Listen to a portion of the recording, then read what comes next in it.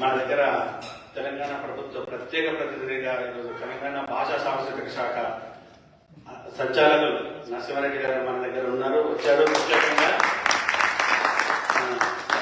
మీరు దయచేసి సభా వేదిక మీదకి మీరు ఆశీర్వాదం కావాలి. ఇప్పుడు మనకి నరసింహారెడ్డి గారు భాషా సాంస్కృతిక శాఖ సంచాలకులు మనకు ప్రత్యేకంగా ఇక్కడికి వచ్చారు. సార్తో మాకు మంచి పరిచయం, చాలా రోజుల నుంచి. సార్ రుమాయిలు, కవిత్వము, అద్భుతమైన కవిత్వం అన్ని చాలా ఉంది చెప్పాలంటే. సో అయితే నాకు ఒకసారి సార్ మాట్లాడేస్తాను.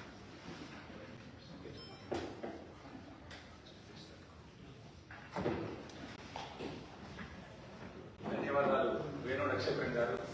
నిజానికి వేణు నక్షత్రం గారు డిసెంబర్లో నిర్వహించిన ప్రోగ్రామ్ కి నేను హాజరవ్వాల్సి ఉండి హాజరు కాలేకపోయినా హైదరాబాద్ లో నా పరిస్థితి అట్లాగే ఉంటది. ఇక్కడికి వచ్చాను కాబట్టి చాలా కంఫర్టబుల్ గా ఉన్నాను, కానీ హైదరాబాద్ లో చాలా విచిత్రమైన పరిస్థితులను ఎదుర్కొంటాను. అందుకు ఆ రోజు చెప్పాను కూడా, వారికి సారీ చెప్పాను. నిజానికి అది చాలా మంచి ప్రోగ్రాము. నెక్స్ట్ హైదరాబాద్ లో జరిగే అన్ని ప్రోగ్రామ్స్ నాకు తెలుస్తూ ఉంటాయి, కానీ ఆ ఒక్క దానికి మాత్రం రాలేకపోయాను.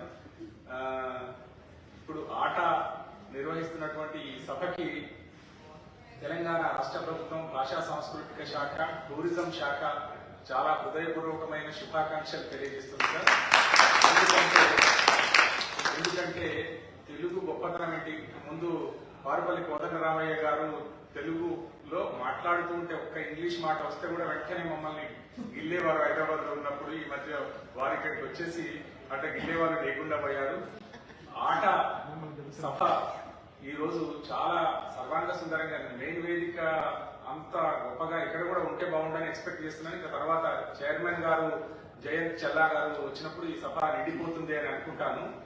తర్వాత ఈ రోజు దీనికి సభాధ్యక్షులుగా ఉన్నటువంటి రాజేశ్వర్ టెక్మాల్ గారు, సూర్య నాంపల్లి గారు, వేణు నక్షత్రం గారు, మేము చాలా ఆత్మీయమైనటువంటి మిత్రులమే అయినప్పటికీ ఇక్కడ తను విశిష్టమైన బాధ్యతలను నిర్వహిస్తున్నందుకు వారికి శుభాకాంక్షలు. ప్రత్యేకంగా వారి గొప్ప రచయిత, ముఖ్యంగా కథ రాయడంలో ఆయన చేయి తిరిగిన రచయిత.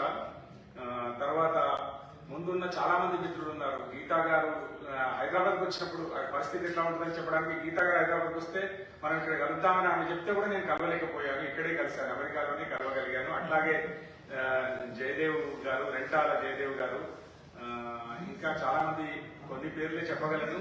అందరికీ హృదయపూర్వక శుభాకాంక్షలు. ఆటాకి వచ్చినందుకు, నేను మొదటిసారి వచ్చాను, ఆటాకి వచ్చినందుకు చాలా సంతోషంగా ఆనందంగా ఉన్నాను. తెలుగు నేను ఇక్కడికి వచ్చినప్పుడు నాకు వేణు నక్షత్రం గారు మేము మాట్లాడుకునే అవకాశం కలగలేదు. ఒక 2 మాటలు తెలుగు గొప్పతనం గురించి చెప్పి దాన్ని నిలబెట్టడం కోసం ఆట చేస్తున్న ప్రయత్నాలు ఏంటో మనకందరికీ కళ్ల ముందు కనిపిస్తున్నాయి కాబట్టి ఆ 2 మాటలు చెప్పడానికి ప్రయత్నం చేస్తాను.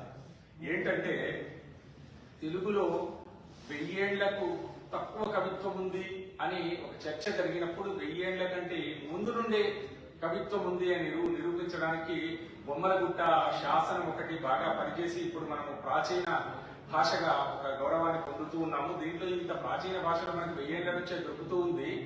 ఒకటి నన్నయ్యది చాలా స్పష్టంగా రికార్డ్ అయిన ఒక కావ్యం కావచ్చు, కానీ అంతకు ముందు కూడా సాహిత్యం ఉంది.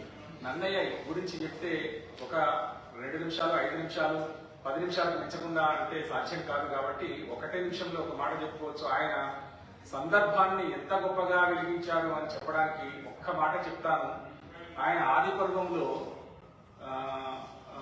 కణ్వ మహర్షి ఆశ్రమంలోకి దుష్యంత మహారాజు ప్రయాణం చేస్తూ ఉన్నప్పుడు ఎట్లా చెప్పాలి ఈ కవితను అని ఆలోచించాడు. మనకు ఉత్పలమాల, చంపకమాల, శార్దూలము, భక్తేభాలతోటి దాన్ని చెప్పడం అందంగా ఉండదు అని భావించి ఆయనకు ఒక ఊహ వచ్చి ఉంటుంది నేను అనుకుంటా. ఇప్పుడు మనం ఈ కాలంలో 5 ఏళ్లకు మంత్రులుగా, ముఖ్యమంత్రులుగా, ప్రధానమంత్రులుగా ఉండిపోయే వాళ్ళ పటాటోపం చూస్తేనే మనం కళ్ళు తేలిస్తున్నాము.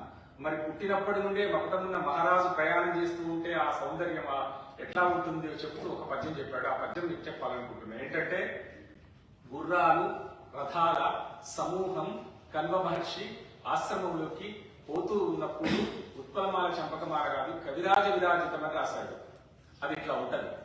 చని చని ముంద కనార్జ హవిర్ధృత ధూమ లతాతతులం వెనగిన వ్రాతుల కొమ్మల మీద నపేత లతాంతములైన నువాయని మధు ప్రకరంబుల చూచి జనాది పుడంత నిరింగే తపోవనమిదే దివ్య మునీంద్రు నివాస మునాద గుణంసునెదన్ ఢనఢన ఢండన ఢండన ఢండన ఢండన ఢనఢన ఢండన ఢండన ఢండన ఢనఢన ఢండన ఢండన ఢన్ అని మనకది గొప్ప పురూపమైన పద్యం కింద కూర్చిపెట్టాడు. అంటే ఒక సందర్భాన్ని అలవోకగా రాయడం కాదు, మనస్సు పెట్టి ఇన్వాల్వ్ అయి రాసే కవిత్వం తెలుగులో తొలి రోజుల్లోనే ఉంది అని చెప్పడానికి నాకు ఆ పద్యం చాలా ఇష్టమైన పద్యం. ఇంకొకటి, మనము కొరివి గోపరాజు అనే ఒక గొప్ప కవి గురించి, సింహాసన ద్వారదర్శకుల గురించి మాట్లాడతాం.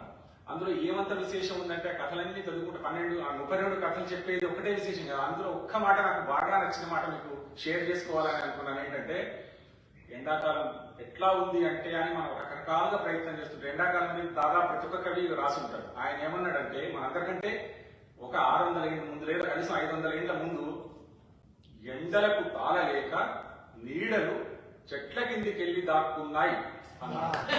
ఏ ఆధునిక కవి అనగలడు అని నాకు అది అనిపిస్తా ఉంటుంది. ఇంకా ఒకటి, మనకు కొనగంటి తెలగనాథి అనే ఒక కవి ఉన్నాడు. ఆయన యయాతి చరిత్ర రాస్తూ ఉంటే ఒక అతిశయోక్తి అలంకారాన్ని ప్రయోగించాలని అనుకున్నాడు. అతిశయోక్తి అలంకారం అంటే మనకు అందరికీ తెలుసు. ఆహా, ఈ వాషింగ్టన్ DC మేడలు ఆకాశం నడుస్తున్నది అని చెప్పడమే అందరు తెలుగు భాషలకు తెలుసు. కానీ ఆయన అదే మేడల్ని ఇంకొక రకంగా చెప్పాడు. ఏంటంటే, ప్రాగ్జ్యోతిషపురం మీదుగా ప్రయాణం చేస్తున్నటువంటి సూర్యుడు ఆ ప్రాగ్జ్యోతిషపురం మేడలు దాటలేక ఎడమ వైపు నుండి జరిగి ప్రయాణం చేశాడు అని చెప్పాడు. అక్కడితో ఆగితే ఇప్పటిదాకా ఆయన గుర్తు చేసుకోకపోతుందేమో. సాయంత్రం అయిందట, ఇప్పుడు చంద్రుడు ప్రయాణం చేస్తున్నాడు.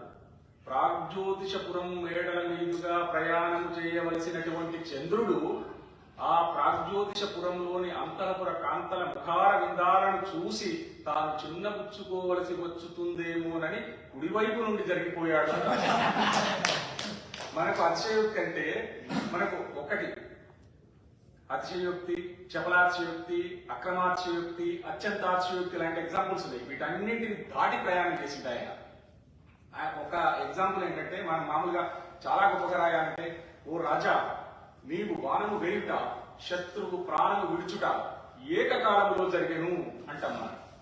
అది ఇట్లా, వీడు బాణం వేయాలి, తర్వాత ప్రయాణం చేయాలి, వాడికి తగలాలి, అప్పుడు చావాలి కదా. దీన్ని అక్రమంగా చెప్పాడని అక్రమాతిశయోక్తి అన్నాడు. అట్లా కాకుండా అత్యంత అతిశయోక్తి అంటే ఏంటంటే, ఓ రాజా శత్రువు మొదట ప్రాణం విడిచను, పిదప నీవు బాణం విడిచను. వీటిని చెప్పుకునేది, వీటిని దాటి ప్రయాణం చేసి ఒక గొప్ప అద్భుతమైనటువంటి అలంకారాన్ని ప్రయోగించిన ఒక యయాతి చరిత్రని గురించి మనం మాట్లాడుకోవచ్చు. ఇంకా ఇంకొక మాట, సమయం నాకు గుర్తుంది, వేణు నక్షత్రం గారు సిద్ధపడతారు. అయితే మనకు తెలుగు వాళ్ళు ఏమి చేశారంటే, శుద్ధాంధ్రం లేదా అచ్చతెలుగు రామాయణం రాశారు, అచ్చతెలుగు కావ్యాలు రాశారు.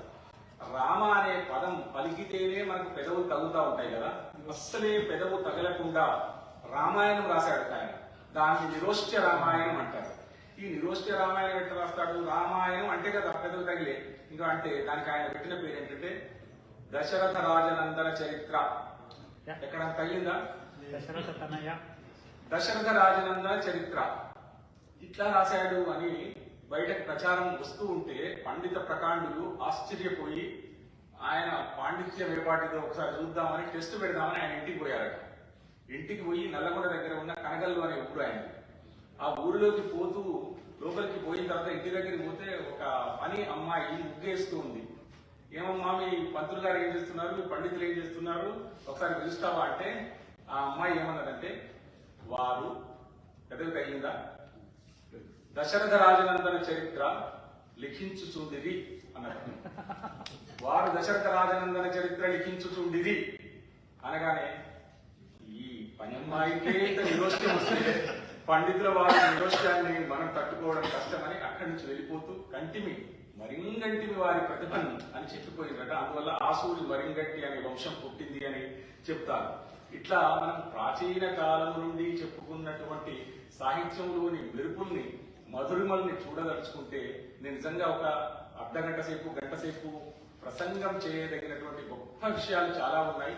ఇక మీకు మనకందరికీ తెలుసు, ఆధునిక కాలంలోకి వచ్చేటప్పటికి ఒక కొత్త ఛందస్సును గుర్తించి గురజాడ అప్పారావు గారు ఒక మంచి సామాజిక వస్తువుకు కొత్త ఛందస్సు ఎట్లా ఉపయోగపడుతుందో చెబుతూ కొండకు నడుమని కోనొకటున్నది కోనకు నడుమ కొలనొకటున్నది కొలను గట్టున కోవెల లోపల వెలసలు బంగారు దుర్గమ్మ ఏ ఏ వేళల పూజే పువ్వులు ఆయా వేళల అందించి బంగారు దుర్గను భక్తితో కొలిచిది అమ్మరకమ్మ దుర్గమ్మ.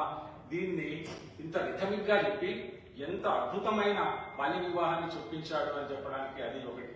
తర్వాత మనందరికీ తెలుసు విశ్వనాథ సత్యనారాయణ గారు ఒక నవలా రచయితగా, కథకుడిగా, కవిగా ఆయన పుట్టించినటువంటి కిన్నెరసానికి కథ ఎంత అపురూపమైంది. తర్వాత ఒక్కసారి ఆలోచిస్తే గుర్రం జాషువా ఫిరదౌసి అనే కథలో ఎన్ని కాల్పనికతలు జోడించి ఒక కవి చనిపోయిన తర్వాత అతనికి ముట్టాల్సినటువంటి పారితోషికం ముట్టే కథల్ని ఇట్లా ఆలోచిస్తూ ఉంటే అద్భుతమైన కవిత్వం ఎక్కడ ఉంది అంటే తెలుగులో ఉంది అని తెలుగేతరులంతా తెలుసుకోవాల్సినటువంటి అవసరం ఉన్నది. కానీ బాధ ఏంటంటే మనం హిందీ నుంచి, ఇంగ్లీష్ నుంచి ప్రేమ్చంద్ని, గాలిబుని, గురజాడ కాదు సార్, ఠాగూర్ని, షేక్స్పియర్ని అందరినీ తెలుగులో చదువుతాం. కానీ తెలుగు వాళ్ళు ఒక్కరిని కూడా బయట ఎవరు చదువుతున్నారా లేదా అనే ఒక సందేహం ఉంది. ఈ సందేహాన్ని పటాపంచలు చేయడం కోసం ఆటా పనిచేస్తుందని ఆశిస్తూ ఆటాకి మమ్మల్ని ఆహ్వానించినందుకు, మమ్మల్ని ఇక్కడికి తీసుకొచ్చిన మా మంత్రి జూపల్లి కృష్ణారావు గారికి, మమ్మల్ని ఇక్కడికి వెంట ఉండి నడిపించుకొచ్చినటువంటి ఉపేందర్ రెడ్డి గారు ఎగ్జిక్యూటివ్ డైరెక్టర్ గారికి ధన్యవాదాలు తెలియజేస్తూ, మరీ ముఖ్యంగా ఆట సంస్థ వారికి హృదయపూర్వకమైన అభినందనలు, నమస్కారం.